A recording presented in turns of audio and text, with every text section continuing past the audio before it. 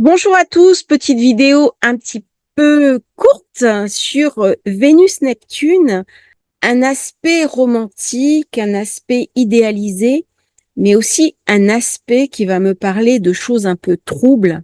Alors, attention, on parle dans les généralités. Si vous avez ce thème dans votre natal, ne pensez pas que ces configurations vont forcément s'appliquer. Après, il faut vérifier au natal très précisément, infirmer et voir comment cet aspect va jouer.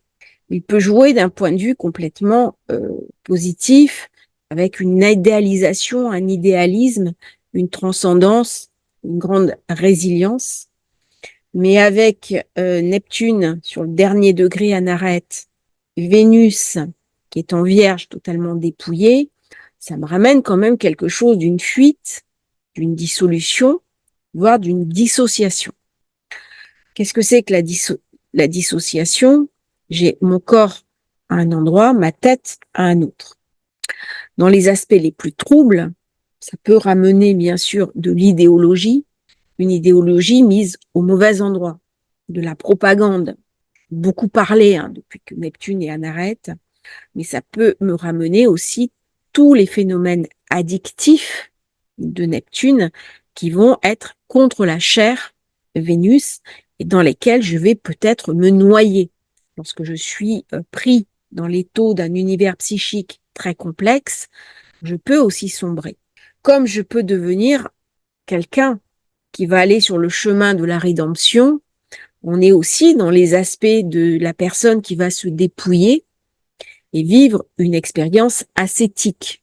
J'ai eu une personne de mon entourage qui a souhaité se dépouiller au maximum, une personne qui est assez âgée d'ailleurs, et qui a peu à peu enlevé tous les habits pour vivre l'expérience pendant quelques mois du renoncement total. Et au plus cette personne a renoncé, au plus elle était dans une forme de transcendance mystique. On est dans un aspect très, très mystique lorsque Vénus et Neptune sont comme ça en confrontation. Bien entendu, ce genre d'expérience, cette personne qui l'a vécu était un thérapeute, elle était aussi encadrée parce qu'il y a eu des régimes alimentaires stricts et donc elle n'a pas souhaité perdre pied.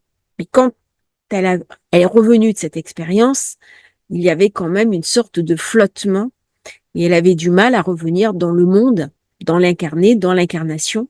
Et pourtant, elle n'avait pas d'activité professionnelle à ce moment-là.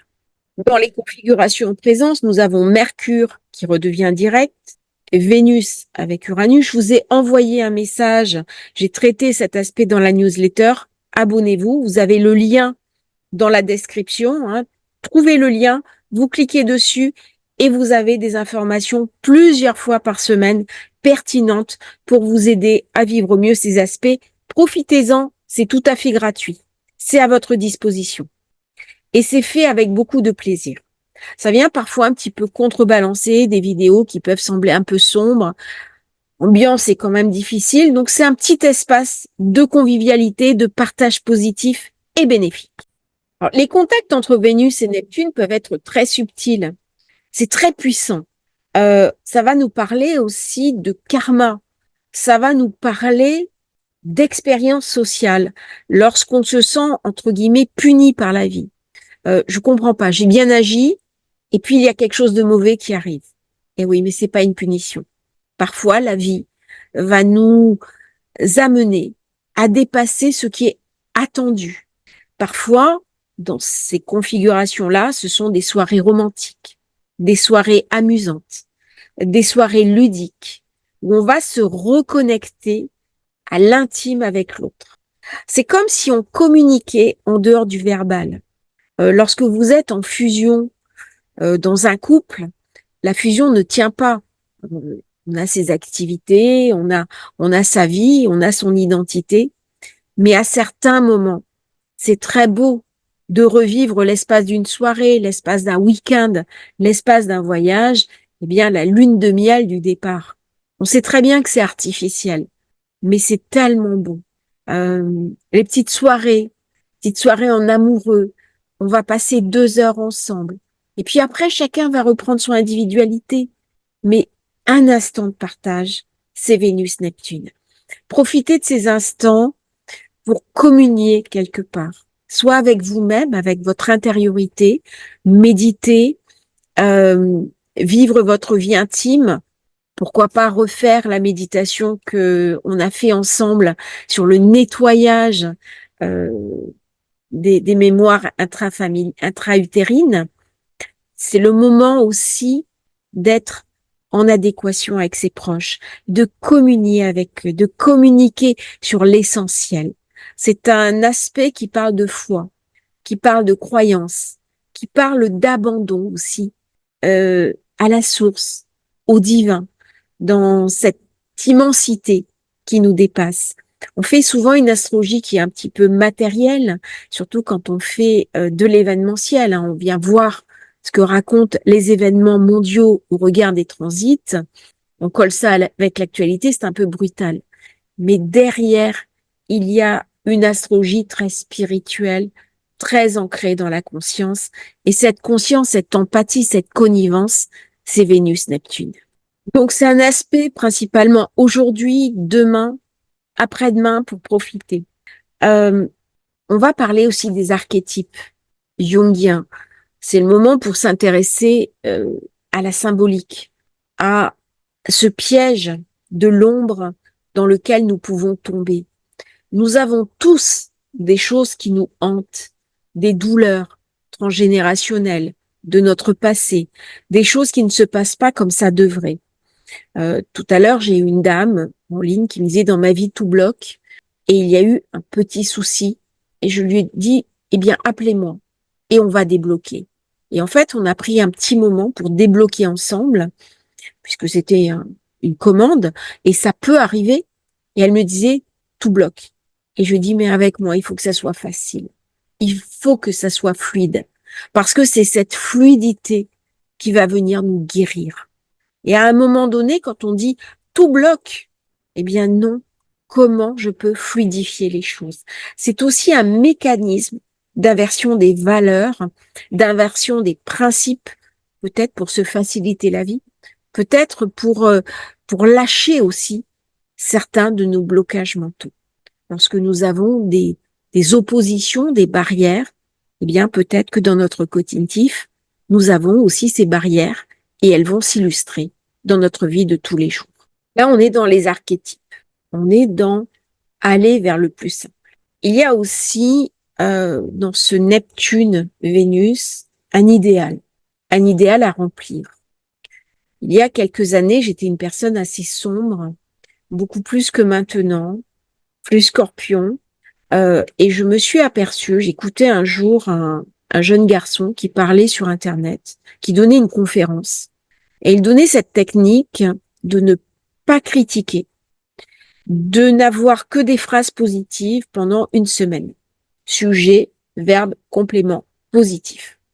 Ça m'a demandé un effort incroyable. Les premiers jours ont été terribles. Et puis petit à petit, j'ai une autre mécanique qui s'est mise en place. Et au bout de 15 jours, il y a vraiment eu des changements cognitifs fondamentaux dans mon rapport au monde. Et au bout de 6 mois, ma vie avait changé. Et lorsque je pense à qui j'étais avant, je me dis, mais comment j'ai pu faire? Comme s'il y avait eu un basculement de personnalité simplement parce que j'ai changé mes phrases. Eh bien, Vénus-Neptune m'invite à ça. C'est un aspect qui ne dure pas longtemps, mais parce que Neptune est sur une zone particulière, je peux apporter une transformation. Lorsque des personnes souhaitent, par exemple, du mal aux autres, il m'a fait ça, il mérite ça. On ne sait pas ce que quelqu'un mérite. Nous ne sommes pas euh, les tenants de tous les principes. Alors, bien sûr, il y a des règles dans la vie, bien sûr, il y a des lois. Si une personne a commis un acte répréhensible, sa place est devant un tribunal. Dans certains cas, sa place est en prison.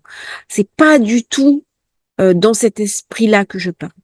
C'est plutôt lorsque je vais avoir des propos méchants sur une personne, lorsque je vais avoir de l'animosité, eh bien, à un moment donné, cette animosité, je m'en entoure.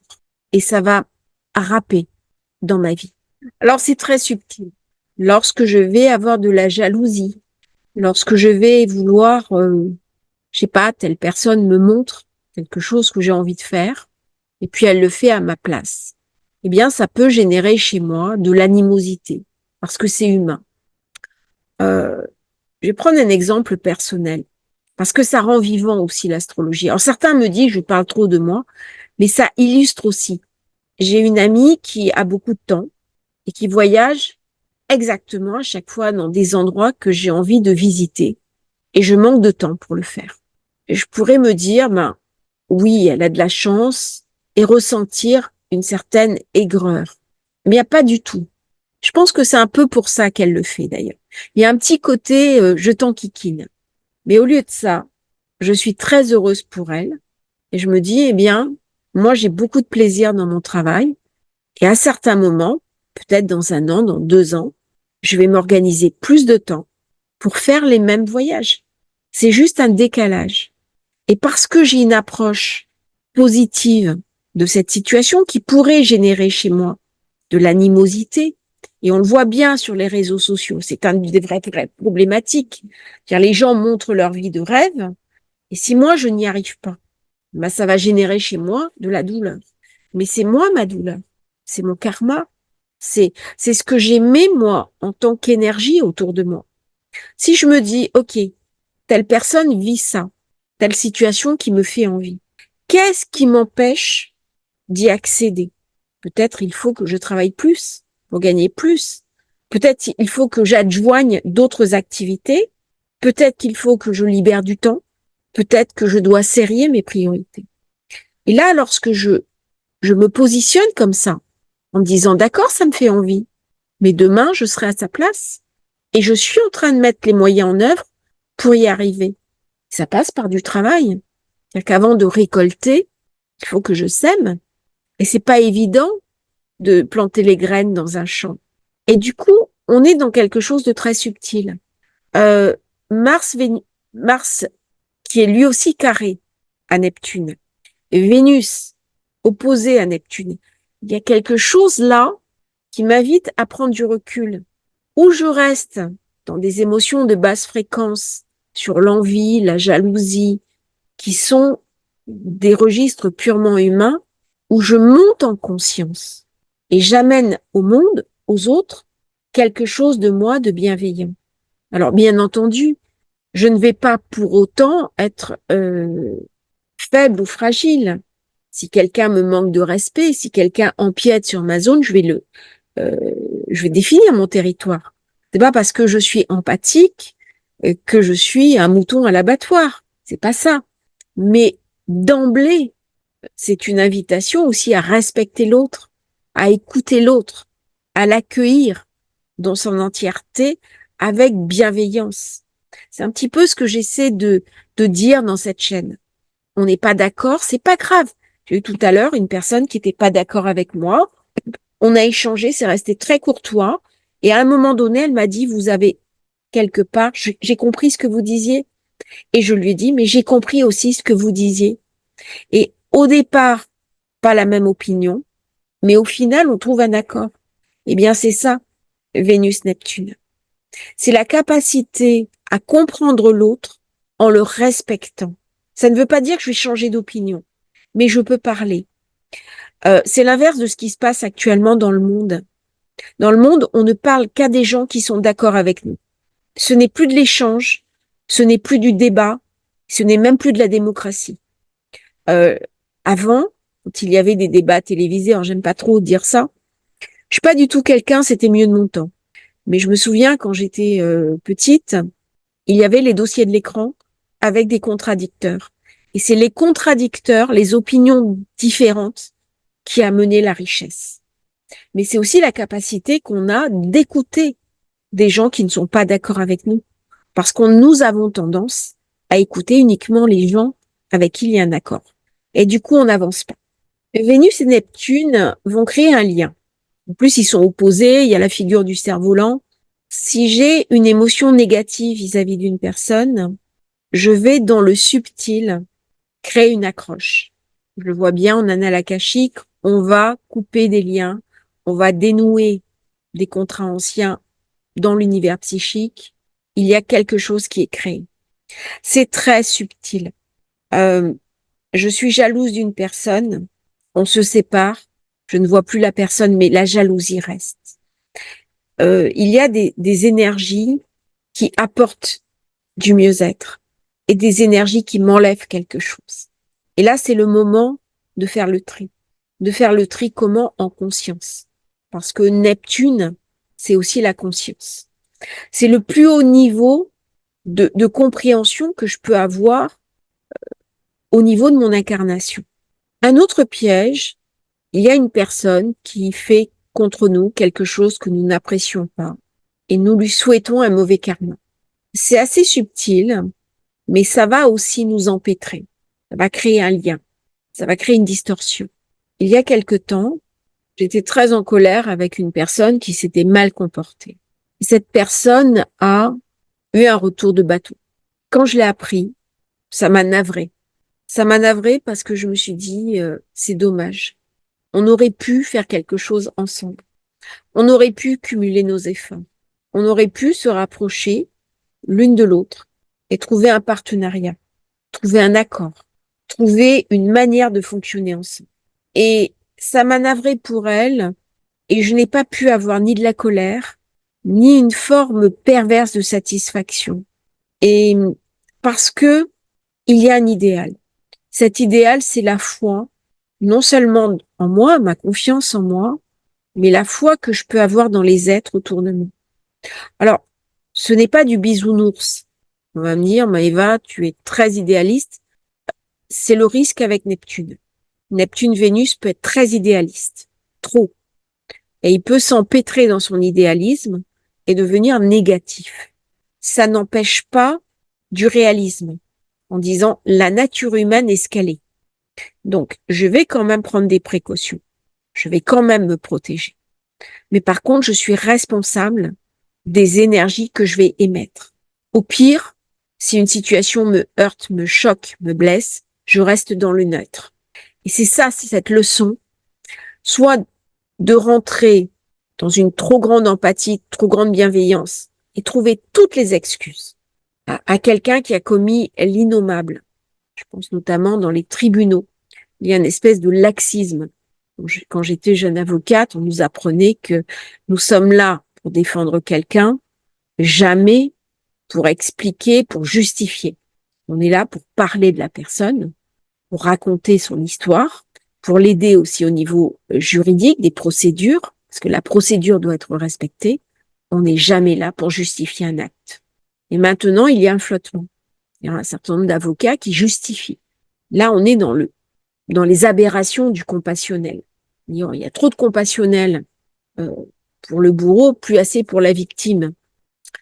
Donc, je deviens déconnecté du réel. Neptune me floute complètement. Qu'est-ce que le bien, qu'est-ce que le mal? Quand je ne sais pas où est le juste, je me pose la question de l'éthique. Ça, c'est aussi Neptune. Si je ne sais pas quel est le camp du bien, quel est le camp du mal, ben la seule solution que j'ai, c'est l'éthique. Comment je vais organiser ma vie, mes pensées, mes relations, et tenter de m'y conformer du mieux que je peux. Et l'autre problème de Neptune, c'est de me retrouver victime d'une tromperie, d'une tricherie, d'un mensonge, et de me faire filouter. C'est-à-dire, je vais me faire arnaquer par un bonimenteur et je ne vais pas comprendre. Alors, des fois, c'est involontaire. Je vais acheter un achat de prix, j'arrive à la caisse, et là, la TVA est pas comprise.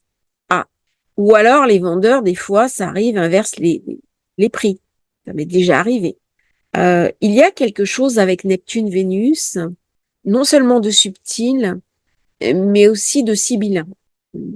Je pense à la perversion narcissique. On va beaucoup parler de perversion narcissique dans les temps qui viennent. Je te fais un compliment, mais en même temps, il y a une réprobation. Ou alors, un pervers narcissique fait une critique et sourit à la fin de la phrase de manière très avenante. Oh, mais c'est pour ton bien. Puis si tu l'écoutes pas, c'est ton problème. Ça, typique des pervers narcissiques, pour peu qu'on les ait un petit peu fréquentés. Et lorsque ces planètes sont en contact, je vais être sous la coupe d'un pervers narcissique. C'est en dehors de moi. C'est un aspect qui se projette. C'est aussi les pensées envahissantes. Quand j'ai une pensée qui m'obsède, quand je n'arrive pas à me sortir de la tête quelque chose qui a pris racine et que ça tourne en permanence, ça peut même me réveiller la nuit, c'est Vénus-Neptune. Et c'est aussi je pensais que. Alors, je pensais que c'est typique de Vénus-Neptune. Ah, mais j'étais persuadée que.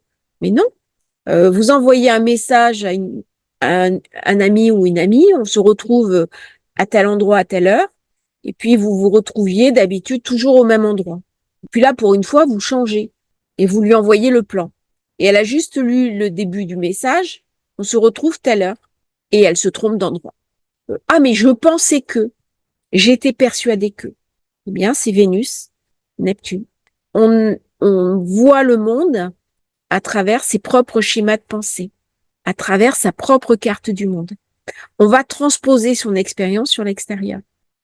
On retrouve cet aspect-là, par exemple, chez certains coachs ou chez certains thérapeutes qui n'arrivent pas à dépasser leur propre vision du monde. Et donc, quand ils reçoivent quelqu'un, ils le reçoivent à l'intérieur de leur vision. Ils ne vont pas chercher à comprendre la carte du monde de l'autre. Donc, Vénus-Neptune m'invite à m'apaiser. Elle m'invite à la résilience. Elle m'invite à la compassion, à une forme de générosité et aussi à une forme de satisfaction. J'ai sûrement dans ma vie des choses belles. Déjà, je respire, je suis vivant. Il y a des choses positives. Et comment je vais pouvoir intégrer la conscience de ce positif dans ma vie? Alors, c'est un aspect qui compare. On est dans le comptage. La Vierge est en face. Pourquoi moi j'ai pas ça? Pourquoi moi je suis pas comme ci ou je suis pas comme ça? Et du coup, ça va me rendre malheureux parce que je serai toujours perdant ou perdante. Ça, c'est un point qui amène de la souffrance. Et là, ça va rentrer profondément dans le psychisme. Dès qu'on est sur des oppositions, on est invité à nettoyer quelque chose de nous. Ensuite, c'est l'opinion que l'on peut avoir des autres de ce dont ils ont besoin. Et on peut rentrer dans le contrôle. Une mère qui va dire à son fils ou sa fille, mais tu as absolument besoin de ça. Tu dois absolument penser comme ci ou comme ça. Tu ne peux pas réagir comme ça. Je pense par exemple, lorsque vous êtes en couple, des crises de couple, on en a tous. C'est normal, ça fait partie de la vie de couple. Et à ce moment-là, vous avez les bons amis ou les bonnes amies. Je mets ça entre guillemets parce que c'est toujours sibyllin. C'est très Vénus-Neptune qui vont vous dire, moi à ta place, je ferai ça. Et le moi à ta place, c'est complètement Vénus-Neptune. Parce que, en fait, la personne se réapproprie votre vie. Et si vous vous laissez impacter, eh bien, vous risquez de le regretter. Et c'est comme ça, malheureusement, qu'un certain nombre de couples explosent. Moi, à ta place. Sauf que l'autre n'est pas à notre place. C'est nous-mêmes qui avons fait nos choix. Et surtout, c'est nous-mêmes qui en assumons les conséquences. Est-ce que c'est envoyé d'une manière positive? J'ai envie de dire oui et non. La personne pense bien faire, mais elle envoie l'information à travers le prisme de sa propre problématique. En fait, on n'a aucune idée de ce dont les autres ont besoin. Alors, bien entendu, je ne parle pas de violence. Lorsque dans un couple, il y a un des deux protagonistes qui subit de la violence, de la manipulation, de la perversion narcissique, et ce ne sont pas toujours les hommes, les pervers narcissiques, il arrive aussi que ce soit les femmes. J'en ai un exemple dans mon entourage où c'est une femme. Là, c'est différent. Il y a je dirais, presque une nécessité à agir et une invitation à alerter l'autre. Mais dans une situation courante, on ne sait pas ce dont l'autre a besoin. On n'est pas qualifié pour l'amener à changer sa vie, surtout sur un coin de table. C'est-à-dire que des fois, la décision d'une séparation se prend avec les amis. Elle se prend pas en face-to-face. Elle n'est pas éclairée. Bien entendu, si vous avez un enfant, vous avez un devoir d'aliments, un devoir de protection, de sécurité, de le nourrir, l'habiller, l'amener à l'école, l'éduquer, l'encadrer aussi. Tout ça, on est dans la normalité. Mais lorsque l'enfant grandit, ça devient une personne adulte. Est-ce que c'est légitime de lui dire quoi faire? C'est sa vie à lui, elle lui appartient. Quelle est ma légitimité à interagir dans sa vie, y compris si je suis son parent? On ne peut pas décider des choses à la place des autres. Alors bien sûr, je peux l'inciter, dire, surtout si c'est un enfant, il peut venir nous demander conseil. Il peut aussi ouvrir certaines portes, mais ça nous demande quand même une certaine délicatesse. Et c'est cette délicatesse dont vient parler Vénus dès qu'elle est en contact avec Neptune. Ça vient me parler de cette délicatesse infinie de la spiritualité. C'est des choses très subtiles, mais ça peut être très douloureux. Lorsqu'on a vécu une séparation parce que votre épouse a été manipulée par des amis à elle, et là on trouve bien la manipulation de Neptune, c'est difficile pour celui qui reste. Pas facile. Neptune n'est pas facile à comprendre. Il parle de beaucoup de choses, il parle du psychisme, il parle aussi de cette compréhension du monde à travers un regard aqueux. Je ne suis pas uniquement un être de chair, un être de pensée, je suis un être de conscience, je suis un être doté d'un humanisme, doté d'une foi, doté d'une reliance, et je suis aussi un être doté d'archétypes, de symboles, et depuis que le monde est monde, ces symboles, ces archétypes racontent qui je suis. Non pas moi à titre individuel, mais moi en tant que représentant d'un groupe humain auquel j'appartiens. Et là, on rejoint Jung.